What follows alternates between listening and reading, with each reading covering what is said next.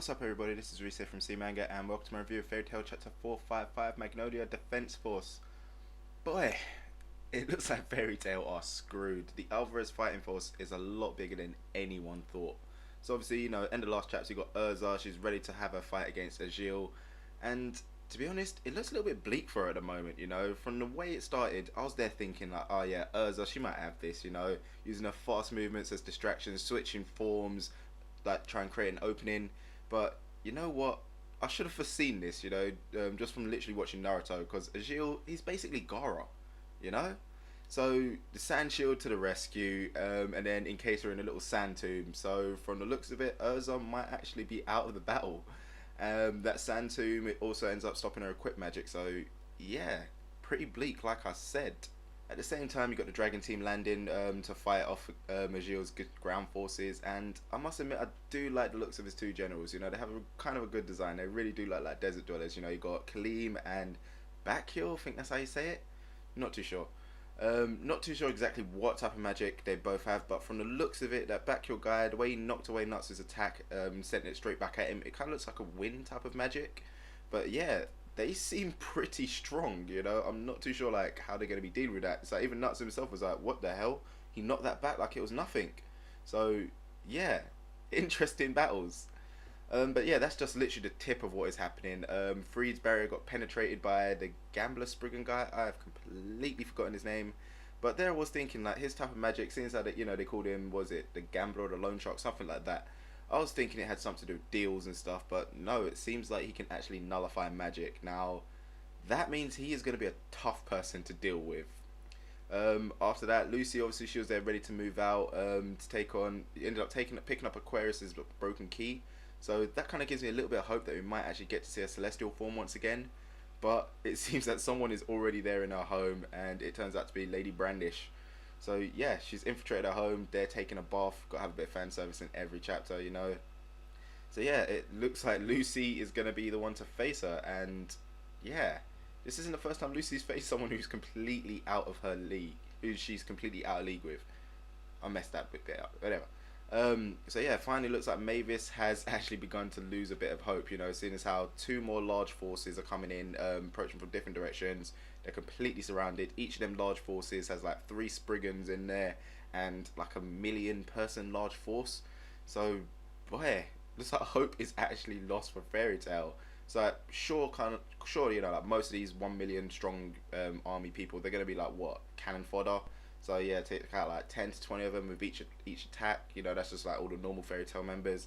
The stronger ones probably take out about, I don't know, 50, 30, something stupid like that. Look at like when the team got back together to face off against Avatar, was it? Yeah, take on them lot. They're like, yeah, we have a giant strong fighting force, and it's like they're dropping like flies.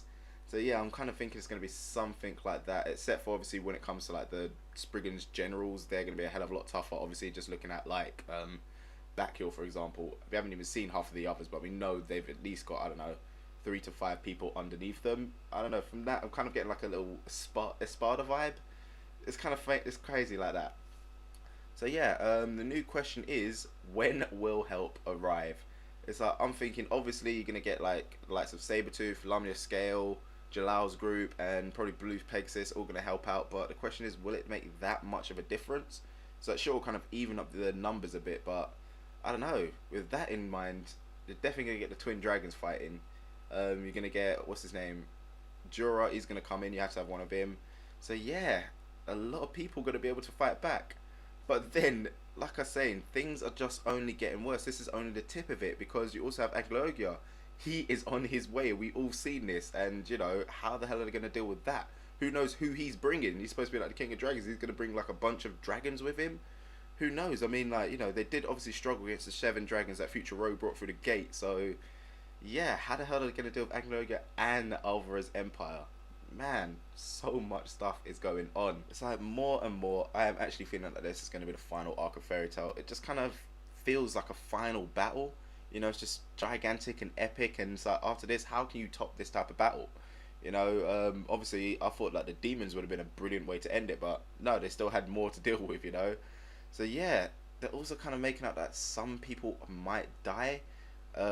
you know, this is obviously Fairy Tail. There hasn't really been any main character deaths yet. It's like you've had obviously people going back to where they're going, all that stuff. But yeah, definitely some serious injuries are going to be happening. So that's obviously going to bring in Woodrod and Paleska. They're going to have their turn to kind of help out. Basically, anyone who's part of Fairy Tail or friends with friends of the guild, they're going to end up turning up to help, in my opinion. I can obviously see how it's going to happen. The Master's going to be like, this is our fight. You don't need to be risking your lives and blah, blah, blah, blah. But they're going to be like, they're going to say something along the lines of like, once in Fairy Tail, always in Fairy Tail. Something corny like that. But either way, yeah, this chapter here just gave me a hell of a lot more hope for this arc, you know. It's just bringing up the hype for it. I'm really happy, and I cannot wait to see what is going to be happening next. I want to see these other forces come in, who's going to face off against them.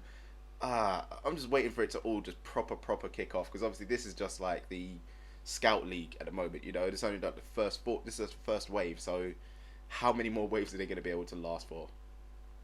So yeah, that about ends it from me for this review, guys. You know the usual thing to the end of these. Let me know what you thought about this chapter in the comment section below. And as usual, don't forget to check out other things on the channel. So I'll catch you next time.